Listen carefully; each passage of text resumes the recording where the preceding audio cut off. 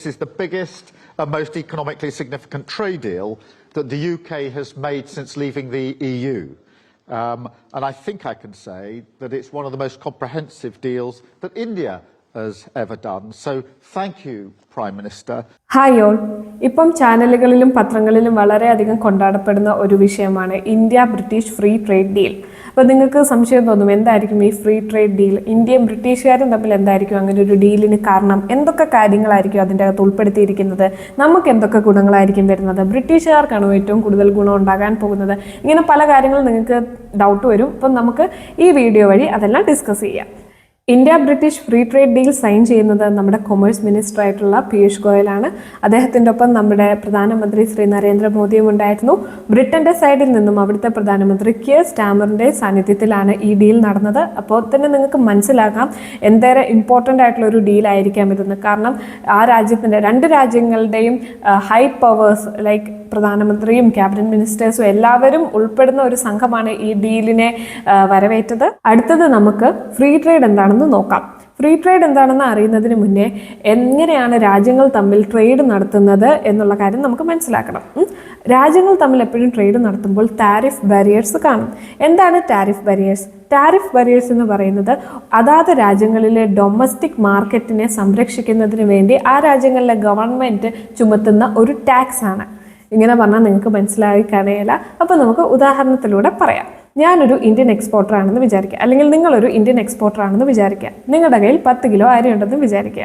ഈ 10 കിലോ അരി നിങ്ങൾ 100 രൂപയ്ക്കാണ് ഇന്ത്യയിൽ വിൽക്കുന്നത്. പക്ഷേ നിങ്ങളുടെ കയ്യിൽ അധികം അരി വന്നതുകൊണ്ട് നിങ്ങൾ ബ്രിട്ടനിലേക്ക് ഇത് എക്സ്പോർട്ട് ചെയ്യാൻ തീരുമാനിച്ചു.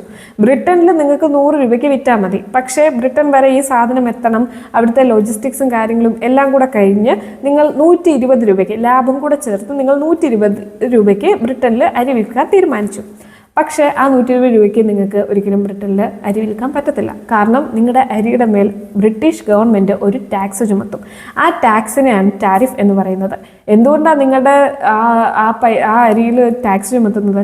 കാരണം നിങ്ങൾ ബ്രിട്ടീഷ് പൗരനല്ല, നിങ്ങൾ വേറൊരു രാജ്യത്തെ പൗരനാണ്. അതായത് ഒരു രാജ്യത്തെ പൗരൻ മറ്റൊരു രാജ്യത്ത് ചെന്ന് കച്ചവടം ചെയ്യുമ്പോൾ കച്ചവടം ചെയ്യുന്ന രാജ്യത്തെ ഗവൺമെൻറ്റിന് ടാക്സ് ചുമത്താൻ അധികാരമുണ്ട്. അതാണ് ടാരിഫ് എന്നുള്ളതുകൊണ്ട് ഉദ്ദേശിക്കുന്നത്. പിന്നെ ടാരിഫ് ചുമത്തുന്നതിൻ്റെ ഏറ്റവും പ്രധാനപ്പെട്ട കാരണം എന്തെന്നാൽ, എന്നെ സംബന്ധിച്ചിടത്തോളം ഒരു ഇന്ത്യക്കാരിയായിട്ടുള്ള ഒരു എക്സ്പോർട്ടറിനെ സംബന്ധിച്ചിടത്തോളം 120 രൂപയ്ക്കും അവർക്ക് അരി വിറ്റാലും ലാഭമാണ്. പക്ഷേ ബ്രിട്ടനിലെ പ്രൊഡ്യൂസേഴ്സ് അരി വിൽക്കുന്നത് മിനിമം 150 രൂപയ്ക്കായിരിക്കും. അപ്പം ഇവിടുന്ന് 120 രൂപയുടെ അരി ബ്രിട്ടനിലെ മാർക്കറ്റിലേക്ക് ചെല്ലുന്നു. ബ്രിട്ടനിലെ മാർക്കറ്റിൽ അവിടുത്തെ ബ്രിട്ടീഷുകാർ പ്രൊഡ്യൂസറായിട്ടുള്ളവർ തന്നെ പ്രൊഡ്യൂസ് ചെയ്ത 150 രൂപയുടെ അരിയും ചെല്ലുന്നു. അപ്പം സ്വാഭാവികമായിട്ടും അവിടുത്തെ കൺസ്യൂമർ ഏതരിയായിരിക്കും വാങ്ങാൻ ചാൻസ്?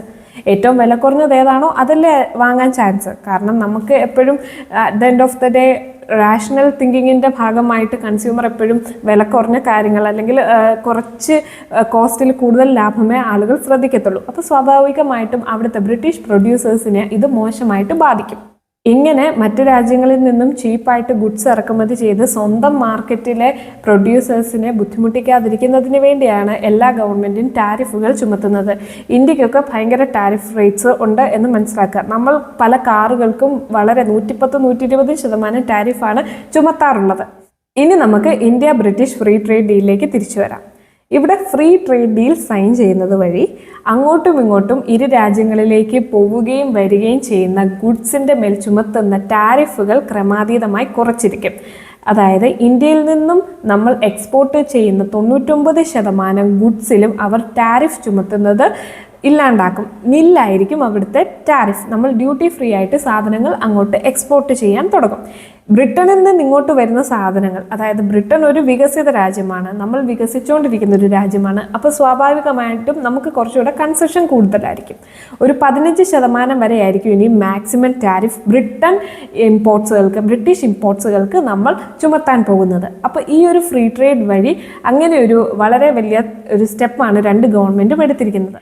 ഇന്ത്യയെ സംബന്ധിച്ചിടത്തോളം നമ്മൾ പ്രധാനമായിട്ടും കയറ്റുമതി ചെയ്യുന്നത് garments, sea food, Gems, leather, ഇങ്ങനെയുള്ള കുറേ കാറ്റഗറിയിൽ പെടുന്ന ഗുഡ്സ് ആണ്. അപ്പം ഇതിനെയെല്ലാം തന്നെ നമുക്ക് ബ്രിട്ടൻ്റെ കമ്പോളത്തിൽ വളരെ തുച്ഛമായ വിലയ്ക്ക് വിൽക്കാൻ പറ്റും. അപ്പോൾ സ്വാഭാവികമായിട്ടും നമ്മുടെ എക്സ്പോർട്ടുകൾ കൂടും. അവിടെ വില കുറച്ച് നമ്മൾ സാധനങ്ങൾ വിൽക്കുമ്പം അവിടുത്തെ ആളുകൾ കൂടുതൽ നമ്മുടെ സാധനങ്ങൾ വാങ്ങാൻ റെഡിയാകും. അപ്പം നമ്മുടെ എക്സ്പോർട്ട് കൂടുതലായിട്ടും ബ്രിട്ടനിലേക്ക് പോകാൻ ചാൻസ് വരും.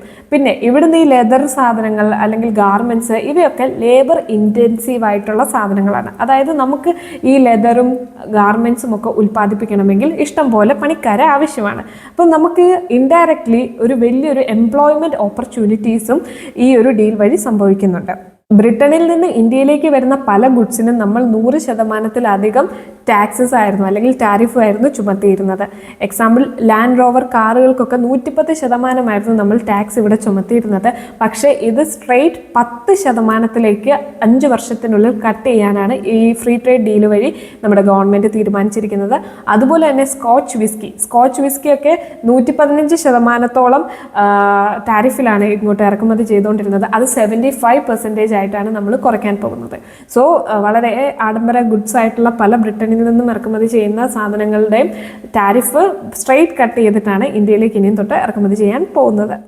നിലവിൽ ഇന്ത്യ ബ്രിട്ടീഷ് ട്രേഡ് വോളിയം എന്ന് പറയുന്നത് $56 ബില്യൺ ആണ്. ഈ ട്രേഡ് ഡീൽ സൈൻ ചെയ്യുന്ന വഴി $34 ബില്യൺ കൂടെ എക്സ്ട്രാ ഈ ഒരു ട്രേഡ് വോളിയത്തിലേക്ക് ആഡ് ആകപ്പെടുമെന്നാണ് എസ്റ്റിമേറ്റുകൾ പറയുന്നത്. പിന്നീട് 2030 ആകുമ്പോഴത്തേക്കും $120 ബില്യൺ ട്രേഡ് വോളിയത്തിലേക്ക് ഇരുവരുടെയും ആ ഒരു ട്രേഡ് കപ്പാസിറ്റി ഉയർത്താൻ സാധിക്കും എന്നൊക്കെയാണ് നമ്മുടെ അംബീഷ്യസ് ടാർഗറ്റുകൾ ഗവൺമെൻറ് പറയുന്നത്. അപ്പം സ്വാഭാവികമായിട്ടും ഇത്രയും വലിയ കുതിച്ചുചാട്ടം രണ്ടു പേരുടെയും മാർക്കറ്റ് എക്കണോമീസിനെ വളരെ നല്ല രീതിയിലായിരിക്കും ബാധിക്കാൻ പോകുന്നത്. പിന്നെ നിങ്ങൾ ഓർക്കേണ്ട ഒരു കാര്യം, നമ്മുടെ ഇന്ത്യ എന്ന് പറയുന്നത് കൂടുതലായിട്ടും ഒരു അഗ്രേറിയൻ എക്കണോമി കൂടിയാണ്. നമുക്ക് സർവീസ് സെക്ടറിൽ വളരെ വലിയ മാറ്റങ്ങൾ വരുന്നുണ്ട്.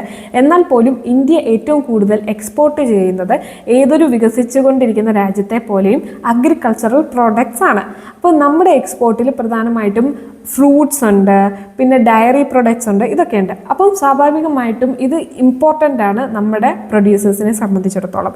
ഇതിനെ ഒന്നും ബാധിക്കാത്ത രീതിയിലാണ് ഈ ഫ്രീ ട്രേഡ് ഡീൽ സൈൻ ചെയ്തിരിക്കുന്നത്. അതായത് ഓയില്, ഫ്രൂട്ട്സ്, ഡയറി പ്രൊഡക്ട്സ് ഇതിനെ ഒന്നും തന്നെ ട്രേഡ് ഡീലിൽ ഉൾപ്പെടുത്തിയിട്ടില്ല. അതുകൊണ്ട് തന്നെ ഇതിൻ്റെ ടാരിഫിലും കാര്യങ്ങൾക്കും ഒരു മാറ്റം ഉണ്ടാകത്തില്ല. ഇതൊക്കെ പഴയ അതേ റേറ്റ്സിൽ തന്നെയായിരിക്കും വിൽക്കുന്നത്. ഇതിന് പുറമേയുള്ള കാര്യങ്ങളിൽ മാത്രമേ ട്രേഡ് ഡീൽ വഴി ടാരിഫുകൾ വെട്ടിക്കുറച്ചിട്ടുള്ളൂ ഓർക്കുക. ഇനി നിങ്ങൾക്ക് തോന്നും ഇത്രയും കാലമില്ലാത്ത ഒരു ഫ്രീ ട്രേഡ് ഡീൽ എന്തുകൊണ്ടാണ് ഇപ്പോൾ നമ്മുടെ രാജ്യം ബ്രിട്ടനുമായിട്ട് സൈൻ ചെയ്യുന്നത് എന്ന്. അതിന് പല കാരണങ്ങളുണ്ട്. നമ്മൾ ഇൻ്റർനാഷണൽ പൊളിറ്റിക്സ് എടുക്കുകയാണെങ്കിൽ നിങ്ങൾക്ക് മനസ്സിലാകും, പല പല യുദ്ധങ്ങൾ പലയിടങ്ങളിലായിട്ട് നടക്കുന്നു. അമേരിക്കൻ പ്രസിഡൻ്റായ ട്രംപ് പലതരത്തിലുള്ള ടാരിഫ് വാറുകൾ എല്ലാ രാജ്യങ്ങളോടും കൂടി ഫൈറ്റ് ചെയ്യുന്നുണ്ട്. അപ്പോൾ സ്വാഭാവികമായിട്ടും ഇൻ്റർനാഷണൽ എക്കണോമി എന്ന് പറയുന്നത് ഒട്ടും പ്രഡിക്റ്റബിൾ അല്ലാത്ത രീതിയിലേക്ക് മാറുകയാണ്. WTO വേൾഡ് ട്രേഡ് ഓർഗനൈസേഷനാണ് ഈ ഒരു ട്രേഡിനെ, ഇൻ്റർനാഷണൽ ട്രേഡിനെ നിയന്ത്രിക്കുന്നതിന് വേണ്ടിയും അതിൻ്റെ കാര്യങ്ങൾ നോക്കി നടത്തുന്നതിന് വേണ്ടിയും രാജ്യങ്ങളെല്ലാം കൂടെ കൂടിയ ഒരു ഓർഗനൈസേഷൻ. WTOയുടെ കാര്യങ്ങളൊക്കെ കാറ്റിൽ പറത്തിയാണ് ട്രംപ് ഓരോരോ കാര്യങ്ങൾ ചെയ്യുന്നത്. മാത്രമല്ല ബ്രിട്ടനെ സംബന്ധിച്ചിടത്തോളം ബ്രിട്ടൻ EU അതായത് യൂറോപ്യൻ യൂണിയൻ, യൂറോപ്പിലെ രാജ്യങ്ങളെല്ലാം കൂടെ ഒറ്റക്കെട്ടായിട്ടാണ് ഇത്രയും കാലം ബിസിനസ് ചെയ്തുകൊണ്ടിരുന്നത് അല്ലെങ്കിൽ എക്കണോമിയെ നിയന്ത്രിച്ചുകൊണ്ടിരുന്നത്. ബ്രിട്ടൻ എന്ത് ചെയ്തു? ഈ അടുത്ത കാലത്ത് ആ EU എന്ന് പറയുന്ന ഗ്രൂപ്പിൽ നിന്ന് എക്സിറ്റായി. ഇപ്പം ബ്രിട്ടൻ ഒറ്റയ്ക്കാണ് യൂറോപ്പിലും, യൂറോപ്യൻ യൂണിയനും ബ്രിട്ടനും. അങ്ങനൊരു അവസ്ഥയിലാണ് ഇപ്പോൾ ബ്രിട്ടൻ്റെ സ്റ്റേറ്റസ്. അപ്പം യൂറോപ്യൻ യൂണിയനിൽ നിന്ന് ബ്രിട്ടൻ ഇറങ്ങിപ്പോകുന്ന ആ ഒരു പ്രക്രിയയാണ് ബ്രെക്സിറ്റ് എന്ന് പറയുന്നത്. ബ്രിട്ടൻ എക്സിറ്റ് ചെയ്യുകയാണ് EUവിൽ നിന്ന്. അതിനെയാണ് ബ്രെക്സിറ്റ് എന്ന് പറയുന്നത്. അപ്പം ബ്രെക്സിറ്റിന് ശേഷം ഒരു ഗ്രൂപ്പിലായിരുന്നപ്പോൾ ബ്രിട്ടന് കിട്ടിയിരുന്ന കുറേ ആനുകൂല്യങ്ങളും പരിഗണനകളും ഇപ്പം ബ്രിട്ടൻ്റെ കയ്യിലില്ല. ബ്രിട്ടൻ ഇപ്പോൾ ഒരൊറ്റ രാജ്യമായിട്ടാണ് അതിൻ്റെ എക്കണോമിയും കാര്യങ്ങളെയൊക്കെ നിയന്ത്രിക്കുന്നത്. അപ്പോൾ സ്വാഭാവികമായിട്ടും ബ്രിട്ടന് വലിയ വലിയ ഡീൽസ് പുറമെ ഉണ്ടാകണം എന്നുള്ളത് അവരുടെയും കൂടെ ആവശ്യമാണ്. ബ്രെക്സിറ്റിന് ശേഷം ബ്രിട്ടൻ US-ഉമായിട്ടാണ് ഫസ്റ്റ് ഒരു ഡീൽ ഇതുപോലെ ഉള്ളത് സൈൻ ചെയ്തത്. അതിനുശേഷം ഇന്ത്യയുമായിട്ടാണ് ബ്രിട്ടൻ്റെ ഒരു ബിഗ് ഡീൽ വരുന്നത്. ഇപ്പം ഇന്ത്യയുമായിട്ടുള്ളത് ഏറ്റവും ബിഗ്ഗസ്റ്റ് ഡീലാണെന്നും കെയർ സ്റ്റാമർ പറയുന്നുണ്ട്. അപ്പം ഈ പല പല കാരണങ്ങൾ കൊണ്ട്, അതായത് ബ്രെക്സിറ്റിന് ശേഷം ബ്രിട്ടനും നല്ലൊരു റിലയബിൾ ആയിട്ടുള്ള ഒരു എക്കണോമിക് പാർട്ട്ണറിനെ വേണം. ട്രംപ് കാരണം ഇൻ്റർനാഷണൽ എക്കണോമിക്സിൽ ഭയങ്കര ഫ്ലക്ച്വേഷൻ ഉണ്ടാകുന്നു. അല്ലാതെയുള്ള ഇപ്പോൾ ചൈന കാരണം ഉണ്ടാകുന്ന ടാരിഫ് വാറുകൾ, ട്രേഡ് വാറുകൾ, ഇങ്ങനെ പല കാരണങ്ങൾ കൊണ്ട് നമ്മുടെ എക്കണോമി അത്ര സുസ്ഥിരമല്ല ഇൻ്റർനാഷണലി പറയുമ്പോൾ. അപ്പം അങ്ങനെ ഒരു സാഹചര്യത്തിൽ നമ്മൾ നമ്മുടെ ഒരു ഫീറ്റ് കണ്ടെത്തുകയാണ് ഈ ഒരു ഫ്രീ ട്രേഡ് വഴി എന്ന് ഓർക്കാം.